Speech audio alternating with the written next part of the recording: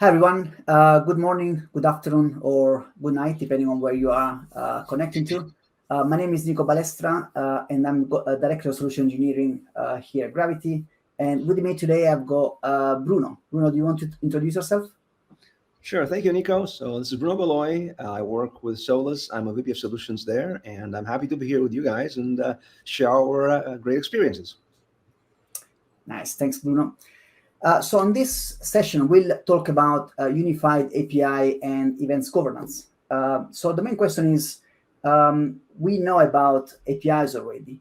We are now entering an era where event-driven architecture are becoming more and more common. So the question is, how do we unify the way we manage and govern events and APIs as well? And in this session, we'll show you how Gravitee and Solace are working together to define a new approach and also a new solution to solve exactly this problem. So the agenda today is very simple. First of all, we'll talk about the evolution of APIs and API management. So I give you a quick overview of the trends which led to where we are today, and then a quick introduction to what API management is, what event-native API management is. Then Bruno will give you a quick overview of event-driven architecture, when this sort of architecture are meant to be used, and also how Solace help organization to deliver such architecture. Finally, we'll talk about the actual solution. So the solution which Gravitee and Solace are building to unify the way APIs and events can be managed, can be discovered, can be governed, and so on. And finally, as a result, we also show you a quick sneak peek, a quick demo of how this solution is panning out. So without further ado, let's get started. So first of all, let's see how the API management is evolving. So how did we get to the point we are today, and where is API management evolving to? So if you know, in the early 2000s, there was the explosion of the internet on the back of the creation of the HTTP protocol. Now, on top of this protocol, there was an explosion of like a new architecture, the service-oriented architecture, mainly based on the WSDL protocol. Now, SOA wasn't particularly successful, mainly because it was really difficult for developers, for example, to discover and consume these web services. That's where in 2005, we saw a new trend emerging, the trend of the RESTful APIs, which were based on a simpler protocol, HTTP. There was also the definition of a new specification to define these APIs. And that's where there were more and more like organizations providing solutions to manage this sort of API. Now, if you're wondering about the shape, this is how Gartner typically likes to represent a trend. So normally you have a spike of interest, so people get excited about a new trend. More and more companies jump on the wagon, but at some point this interest starts to fade off until the trend becomes an actual standard. So organizations start using it as almost like as a common approach. Now, the more the complexity of applications and also APIs grown, what happens is applications tend to become bigger and bigger. So a new trend started to emerge in roughly in 2015, whereby organizations wanted to really break monolith into smaller services which were easy to manage, easy to secure, easy to scale as well, without having to, for example, redeploy the whole application. Now, in order to manage these potentially many microservices, a new sort of technology started to emerge around service mesh. Now, as a consequence, these microservices started to explode. Also, the computing power started to grow as well. So customers expect now more real-time experiences.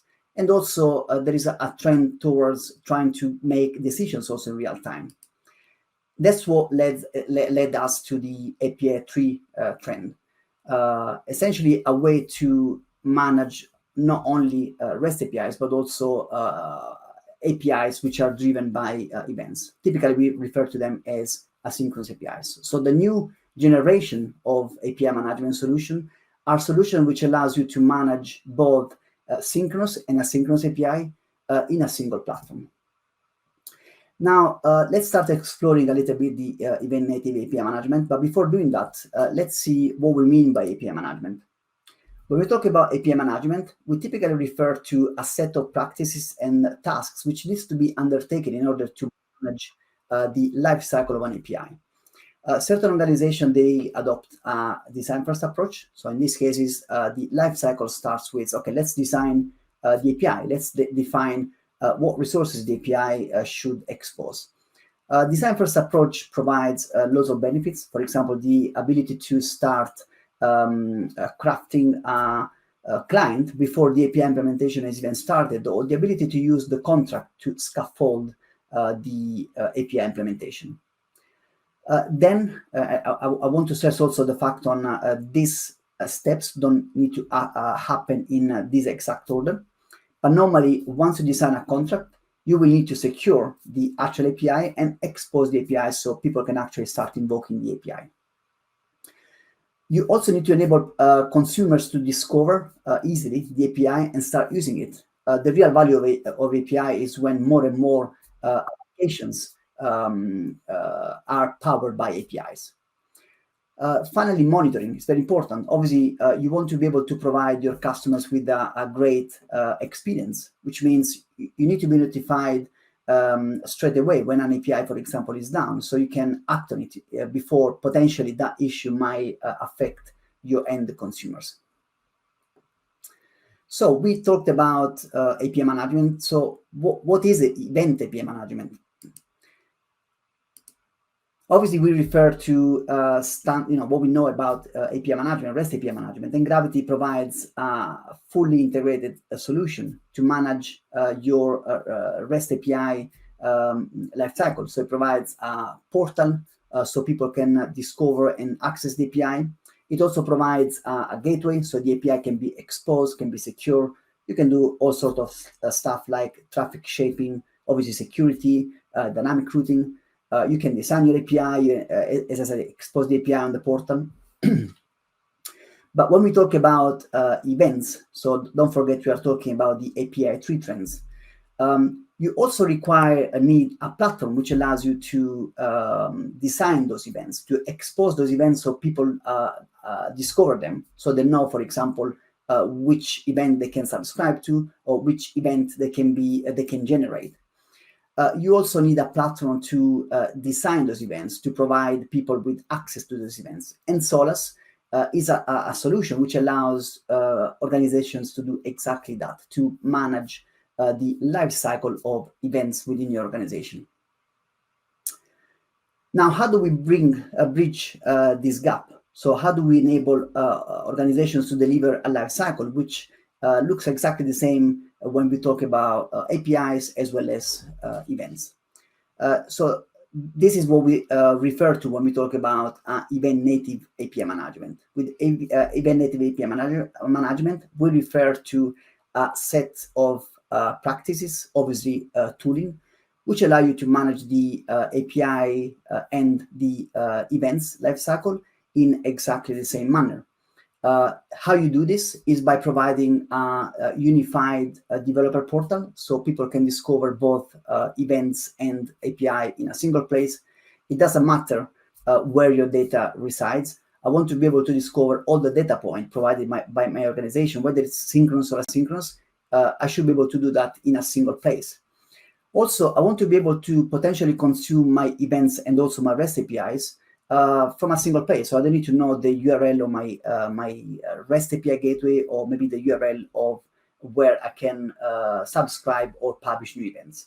So we are also providing API management, event-native API management is also providing a single place where APIs and events can be consumed. Now, we have talked about events a lot, about event native API management, so how we can manage the life cycle of both events and REST APIs. Now, in the next section, Bruno will talk about event-driven architecture, so where events become critical for a certain type of initiatives, and how Solace help organization to deliver such architecture, such initiatives. So Bruno, over to you now. Thank you, Nico. Great. So just go to the next slide, please.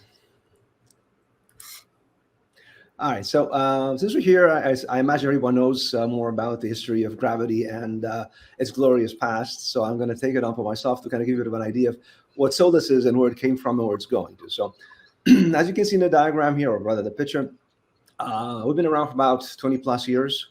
And we began our journey early in the 2000s around building low latency in silicon messaging for the financial and telecom space. So if you think about it, most trading floors out there will have Solace inside because of its clear differentiation in terms of microsecond messaging that you have available to you to do the trades on. So that's going to begin with. So it's all appliances, all hardware.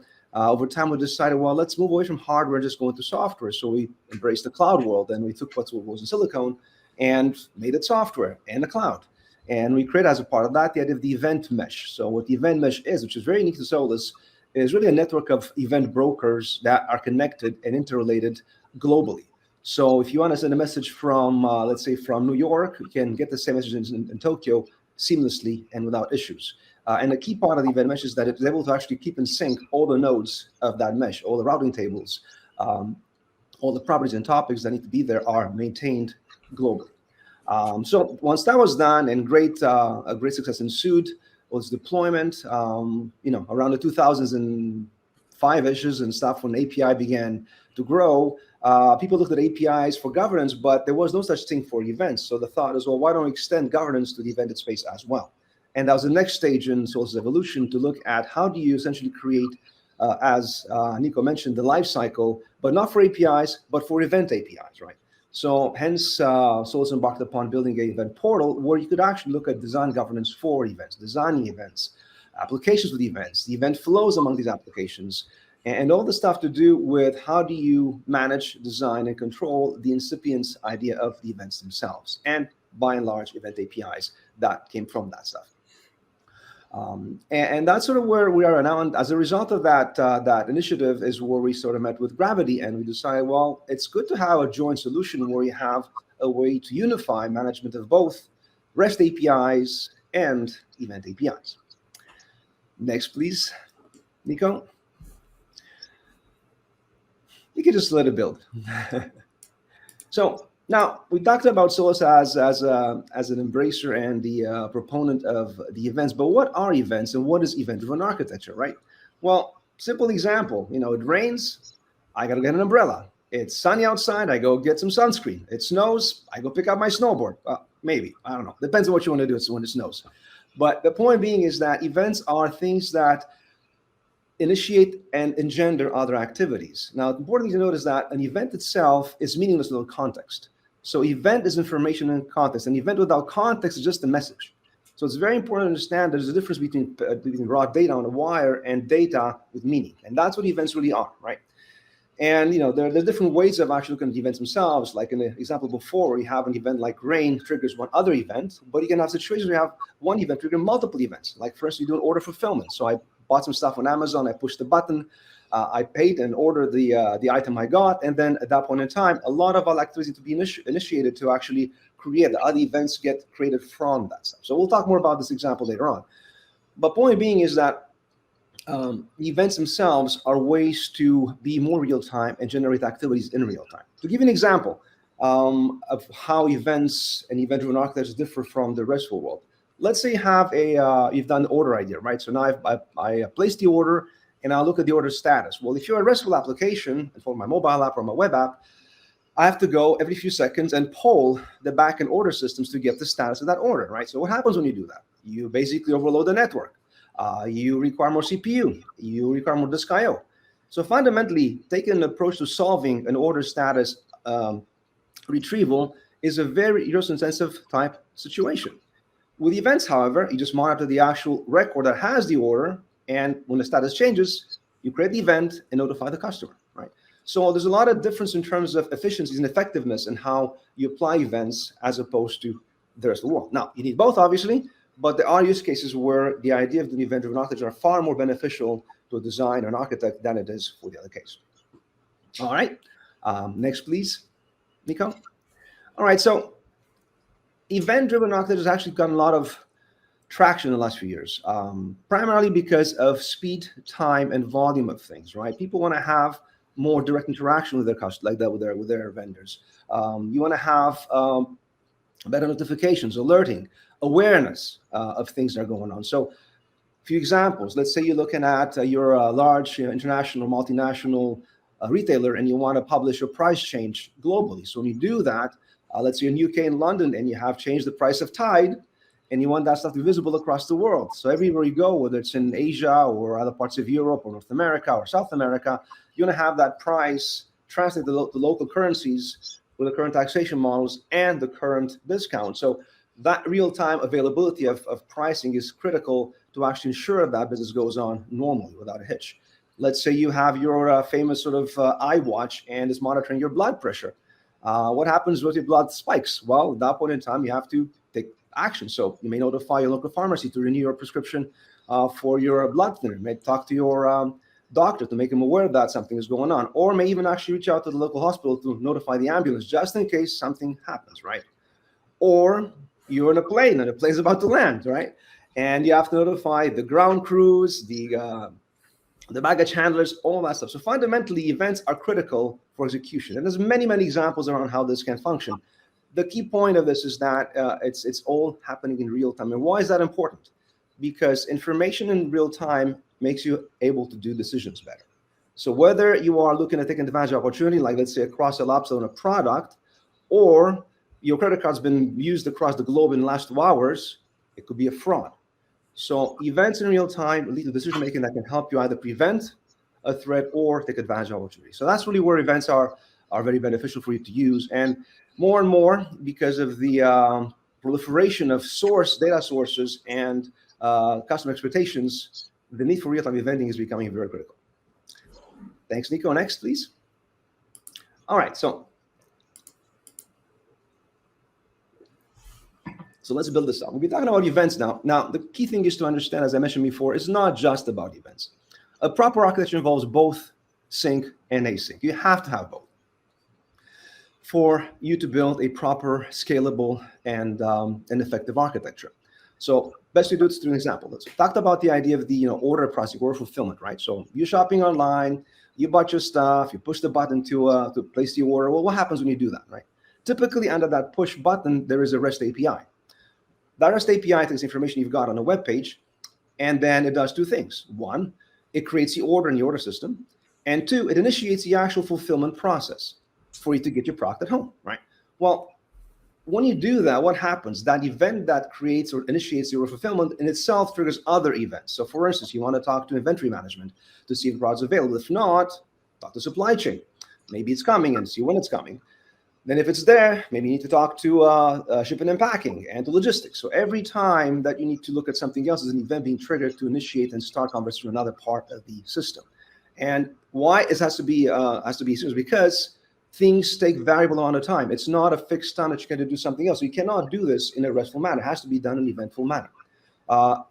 Furthermore, every time you do another step, like inventory management, you have to use, again, REST to update data or get data in other systems. So fundamentally, REST and events are intertwined to deliver an optimal solution. And at the end of the day, you get notified. Your order's en route.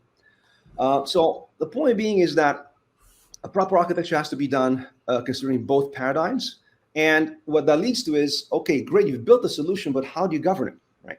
Well, we've got the rest of the world, but what do you do about the eventful world, right? And that's where that unifying the two dimensions of sync and async becomes very critical, because you want to have a unified way to govern and maintain and manage visibility and controllability across the entire spectrum of your architecture. And that's why Solace and Gravitee came together to create this unified view of the world where you can actually have governance across both dimensions. That's not just build something that's great, but also ensure that it scales and it's managed properly going forward.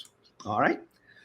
And I'll stop here for a second. Nico, I will leave you guys with this little meme for a few seconds while Nico gathers his thoughts. And enjoy. Thank you so much for your time. And we'll be here for questions. Yeah, thanks, Bruno. So that's another way to explain the difference between the reply request and asynchronous. So instead of keep asking, are we there yet? You just ask the question, let me know when we are there, and then we are done. So that's a fundamental question, a fundamental difference between request and response and event-driven approach to solving problems. So we talked about event-driven architecture, talked about API management and event management. So now we get to the interesting part. From a technology standpoint, how do we bridge this gap? How do we actually unify the management of those events and APIs? So this is what, in this section, essentially will lead towards the demo of what Solace and Gravitee have been building so far. But going back to solving the problem, let's try to identify the problem first. So we know that, as I mentioned, event management is very similar to API management. When we talk about a RESTful architecture, typically you have a platform like Gravitee, which provides a portal to allow consumers to discover the API and consume it. Obviously, portal also is a way for the developer, API developer, to catalog and document the API. Normally, an API management solution also provides a gateway to expose in a secure manner those APIs, maybe applying policies to allow message transformation, traffic shaping, dynamic routing, and so on. When we talk about event-driven architecture, normally people think about naturally an event broker. So the broker which allows you to create topics, to subscribe, and publish messages on those topics. But what about the rest of the management of the events? So the design, the productization of those events, and also the publishing on those events on a portal. So that's where Solace essentially fills the gap. So Solace provides an event portal which allows you to create a product potentially made of one or several events, which is exposed on the Solace event portal in the form of an async API. While typically when we talk about REST APIs, we think about an open API specification. So you can see that the end result of exposing APIs on a portal, it's either an async API or an open API. But naturally, the set of operations to catalog an API, discover, and so on are fairly similar, just done on two different places. So the question is, how do we bridge the gap? How do we provide consumers with a unified experience, as I mentioned before, to discover and consume all the data points, regardless of whether that data is in the form of a REST API or in the form of an asynchronous API. Actually, the consumer might not know whether the data they're looking for is synchronous or not. So I want to be able to discover the data I want in a single solution. And that's exactly what Gravitee and Solace are building. And that's exactly what we're going to demo in a couple of minutes. So Gravitee and Solace are building a unified developer portal. So you will be able to publish an API on Gravitee that's already available. You will be able to deploy to publish an event product on the Solace portal. Regardless, you will be able to discover such products in a single place. We are also introducing protocol mediation capability, which means you will be able to consume and produce events using arguably simpler protocols like WebSocket, SSE, server-sent events, webhook or HTTP. In addition, you will be able to apply policies like security. So we would allow to simplify and the security of accessing events or APIs by the way, in the same way. So for example, you will be able to apply an API key to access or to produce an event or to access a REST API. You will be able to provide an access token, again, to publish or subscribe to an event or to invoke a REST API, all essentially in the same way, regardless of whether your API is synchronous or asynchronous. So let's see how this workflow looks like. So what we're going to show in the next session, so Bruno will show you the Solace part, so the event management. So Bruno will show you, first of all, how to define an event, how to define an API product. Eventually, he will publish this product and make it available to everyone to discover on the Solace portal. When publishing an event, what Solace does is to produce an asynchronous API.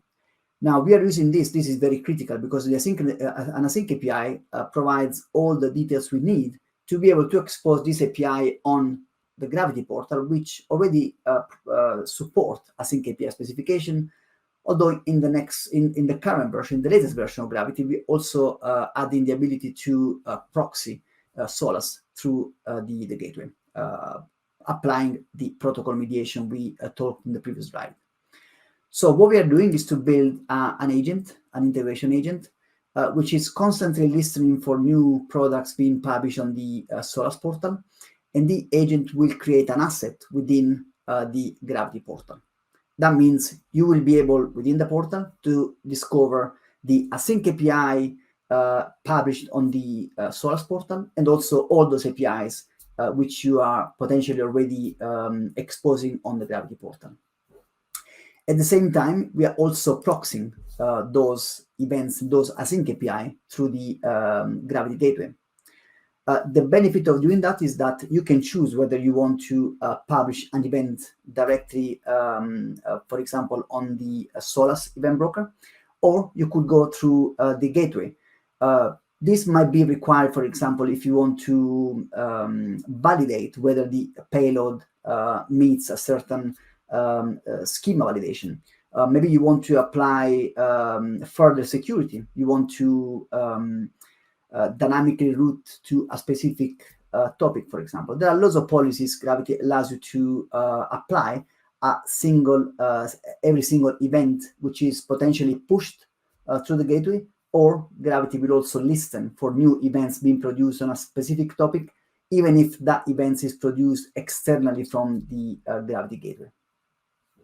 So now in the next session, we'll go through a demo. I will now pass the ball to Bruno, who will show you how to manage the event into Solace in order to have that event pushed on the portal. And then I will take back control to show you how that event looks like into Gravitee. And also I will show you a live demo of invoking the asynchronous APIs, which has been generated through the API product in Solace. So Bruno, do you want to take control now? Yes, no problem. Let me see if I can share this.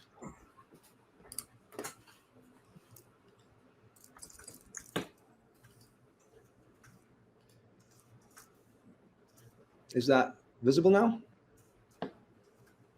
Yeah. Okay, perfect.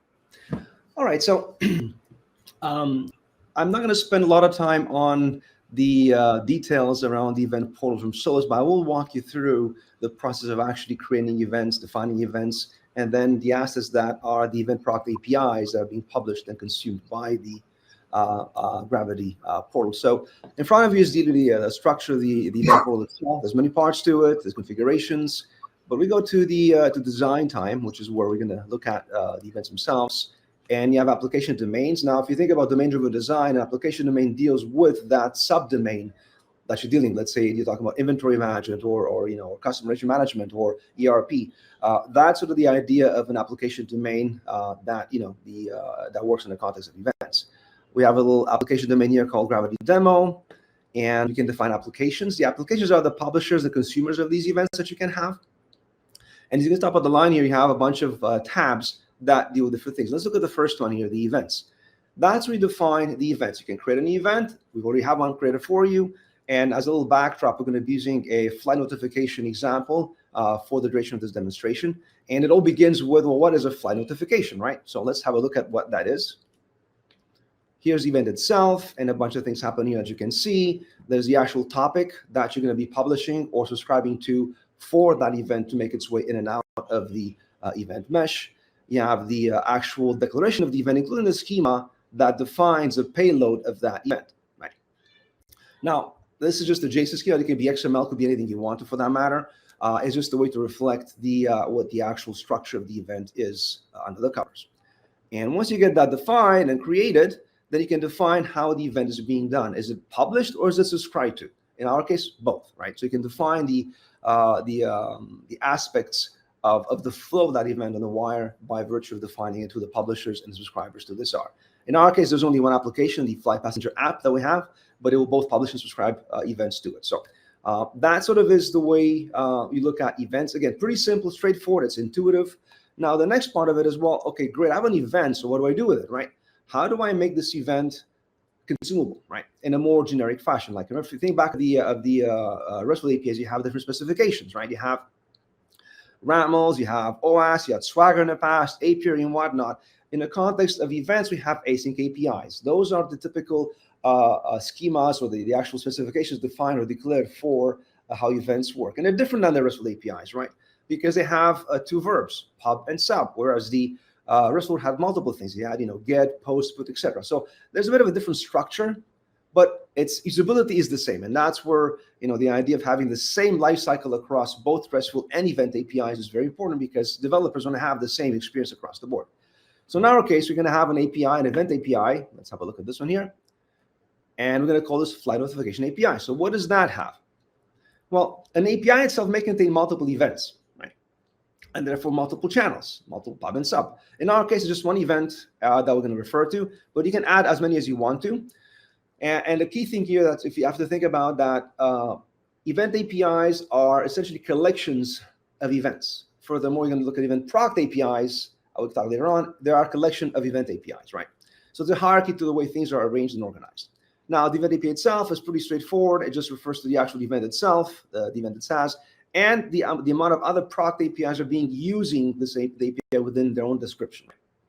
So that's what's interesting. When you're going to see this arrive in the Gravitee console, you'll see the entire structure and documentation around the API itself in a very nice, easy to consume and digest manner. Now, the event API itself is sort of the middle point. This is typically used for internal enterprise type situations. If you want to make this publicly available, let's say to the web world, the mobile world or the IoT world, it's good to have this, but it's better to sort of wrap this up in another construct called the event product APIs. So if we go back to our list of tabs here, event API products. Pardon me.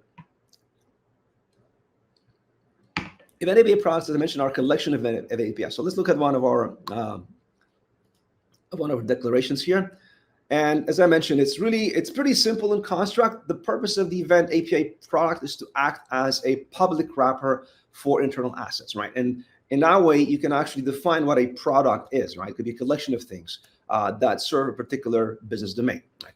Now, for our case now, what we're gonna do is look at creating a new event API product and have that shared with Gravitee. So let's go about doing that. Let's create a new product here, and let's call this flight notification.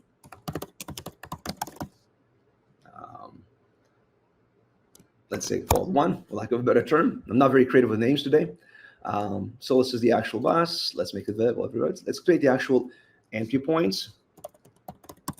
Now, this is important because when I'm defining, I'm actually notifying the Gravitee portal that it is designed for it, because the Gravitee portal is actually looking at collecting information that's being defined in a Solace event portal to actually grab them. This is kind of the key that it's looking for when it's actually looking at extracting APIs from the Solace event portal repository. All right. the version. Let's skip the description. Let's call this a plan. Let's call it flight plan. Now, plan has got more to do with the type of resources that this API will consume. Guarantee messaging. And as we build the actual plan, you'll see the kind of criteria it requires for you to define with that. Be exclusive. Let's say 500 seconds, and let's say 50. Now, these parameters are really around defining how am I going to consume this product API? How is it going to be deployed, managed, but also how it's going to be consumed, right? So let's add the actual event API to it. So let's add our flight notification API I've done before. We've added, and let's save this. All right. So now I have our declared product. We're not finished yet. Let's give it an environment here. This is where it's going to run. So fundamentally, now I'm going to choose. We have two environments: one North America, one in UK for the purpose of the demo, and I picked the one in actually it's in Germany, if I remember correctly. Let's pick the environment. All right. Let's see. This one is the actual, and this is the Solace protocol. And let's add the environment. All right, great. Now we have to do 2 more steps. One is to change the status of the product API from draft to released. All right. And the last step in the process is to actually make the event product API publicly available. When we do so, that's where the magic happens. That's where Gravitee discovers the API on the Solace domain and brings it in for general management governance, right? So let's do this. All right. And I think we're it. So now what we need to do, Nico, is if I'll pass the control back to you and see if you've received the API within the Solace environment. Yeah. So within the Gravitee environment. Sure. All right. All right, let me stop sharing.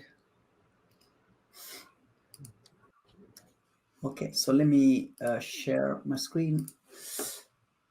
Okay, so now that the event product has been published by Bruno, I should expect that product to pop up in our portal, so consumer can start discovering that. So this is the Gravitee portal, which has been customized and branded for this event. And let's look. What was the name of the product? Sorry, Bruno. It was, give me a second, flight notification _1. Flights. Okay, search for flight. Yeah, so is this one, yeah. So you can see that the one below. That's the one. There you go. Okay, so you can see that how Gravitee has already pulled the API from the Solace portal, and it's created an asset within the Gravitee portal. In documentation, I will be able to see exactly how the specification looks like with all the channels, all the operations available on those channels, whether I can publish events or maybe just subscribe, and also the payload format. So you can see there are examples as well on what sort of data for example, the pub operation is expecting. I can also subscribe straight away to this API. So if I want to start using this, what I can do is to click on subscribe, and then I've got 2 options. So as part of the specification, there are certain operations where you need to provide an API key. For example, if you want to publish a new message, you will need to invoke a HTTP call post providing an API key. Gravitee also provides webhooks. This is the ability for Gravitee to listen to new messages being published on a specific topic, and Gravitee would stream that message in real time to all the subscribers. Each subscriber will need to provide a webhook URL, and Gravitee would send in real time those messages, those events to the webhook URL. So we'll demo this today. But also, let's look at how this API looks behind the scene within the Gravitee console. That's where the API developer will manage the life cycle of the API. So if I go to the console and search for this name, okay. So you can see how the API has been created within the console. So by default, Gravitee creates a few entry points. So these are all the channels you can use to consume your APIs. For example, I can potentially get the latest message by providing an offset. I can post new messages using HTTP, or I can subscribe to new messages using server sent event or webhook. Within this API, I can further make changes. For example, if in Policy Studio, that's where you can apply policies. For example, if you want to do payload transformation, message filtering, maybe you're only interested for this API to specific events. So if I go to event messages, that's where Gravitee allows you to add more policy. For example, here I could select my message filtering policy, or maybe a JSON to JSON transformation if I want to transform the payload before the payload hits the broker, depending on whether you apply the policy to publish or subscribe. Now, let's do the demo to another API, which has already been curated properly for this demo. So if I click on search for flights, it's this one, which I renamed. Okay. So let's find this API on the portal. So first of all, I will try to push a new message, but in order to do that, I will need to subscribe to the API. So if I go to the portal, I search for flights again. I click on subscribe, and I will select my API key. So this will generate, you also need to specify an application which essentially identifies the client. This could be, for example, your mobile application, web application, which will consume the API. So now I have an API key, which I can take straight away and use it to maybe post a new message. So if I copy the API key and I go to Postman, you can see I already tried before. I will just need to change the API key because this is now a new subscription. And in the meantime, I will also connect to the channel using Solace Try Me. So Solace also provides a nice console where you will be able to see in real time all the messages being pushed into a specific topic. So if I go here, let me check because the API also is pointing to a specific topic. So I just need to specific server. So I just need to make sure I'm so it's gateway one. Yeah. Cool. So now I'm connected to gateway one and so I will connect and then subscribe to the same topic where my API is sending a message. So now if I click on send, so you can see that Gravitee replied with a 202. That's the nature of an async API. Gravitee is not waiting for the message to be processed. It's sending the message to the broker and it's returning the processing to the client. And now I should see the message in the console. So this is the console subscribing to the same topic and echoing the message. So you can see the message being pushed over using Postman. Now we'll do the opposite. So we'll try to consume this message using Gravitee. In order to do that, this API provides an entry point, which is a WebSocket, which means using exactly the same URL, I can now connect to this WebSocket to get all the messages pushed over the post on the WebSocket. So let's go back to Postman. I've got the WebSocket here. Obviously, we need to change again the API key. And if I connect for one, sorry, I forgot the wrong copy. I need to copy the API key. API subscriptions, and it was the API. So let me copy the API key and paste it here. Okay. Okay, now you can see how I'm already getting all the messages I've been sending on that topic. So let me clear the previous messages, and let me try to post a new event. You should see the event coming back from the WebSocket. So basically, Gravitee, it's allowing you to push messages on the broker, but also it's listening on the same topic over the WebSocket. Now, typically, you shouldn't do this. Otherwise, you get the kind of echo effect. Normally, you should use one endpoint to push messages to a specific topic and another entry point to listen to different topics. Let's also try to push a different message using the console here, the Solace console. So I think I can publish. So if I copy the channel here, so I will connect to the broker, and I want to publish a message to this same channel. I should also get the message on the WebSocket. That's because, again, Gravitee is listening on that topic, and it's streaming the message to all the subscribers, regardless of who generates that message. Whether it's Gravitee itself or another external entity, Gravitee will still consume and then publish the message to the subscribers. Now, that's really cool. But what if we want, for example, to make any change, let's say, to this payload?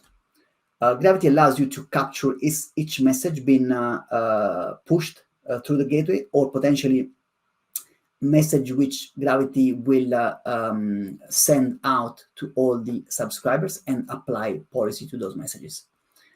So now if I go back to the management, let's do a simple thing. So if I, let's say we want to make a change to the message when the message is published through the HTTP post endpoint. Actually, we can do the same also with the WebSocket. So we can also publish messages using the WebSocket entry point. To do that, I will apply the JSON to JSON transformation. I have a small expression to pretty much redesign the payload. So just to show you how you can transform an incoming payload to something different. So this is one, this jolt expression pretty much is keeping only those two fields and renaming them to underscore passenger ID and underscore flight number. Actually, this is a small typo here. Now we need to save and redeploy the API. So the new change has been taken by the gateway. Cool. So let's push message again. So we push the message using post. Okay. I will need to reconnect. Sorry, I push the message again. Okay. And now you will see the new message, and you can see how Gravitee has applied the policy. So we are only getting we are getting a modified version of the payload. So that's how you can apply policy to each message. Actually, let's try to send a message similar to this one over the WebSocket. You should see a kind of echo effect now. And you can see how Gravitee it's echoing. It's using the same channel to basically to not only subscribe but also to publish new messages. And you can see how again Gravitee has applied that policy to transform the message before the message hits the broker. In fact, if I go back to Solace, I should see as well the message being I think I'm unsubscribed. Okay. Yeah, for some reason I think it's disconnected, so I'm not seeing the messages in the console. So this ends the demo of the Gravitee and Solace integration. So how we are allowing our customers to enable developers to discover and consume events from a single portal, single gateway, and also allowing developers to potentially apply policies before the message hits the broker or when the message is sent to all the subscribers. So thank you very much. Bruno, do you want to just final notes? Well, thank you so much for all the wonderful effort, Nico. This is a great solution we have together. Again, it's one of those places that has been a a pain for many years, and now finally you have a way to solve the unified management of REST and event APIs. And I think looking forwards to the future, a lot of great things will be coming forwards. And yes, that's it. Looking forward to the future. And thank you again for your time. And again, any questions you guys have, please feel free to. Yeah, we are going to stay in the chat for answering all your questions. Thanks, everyone.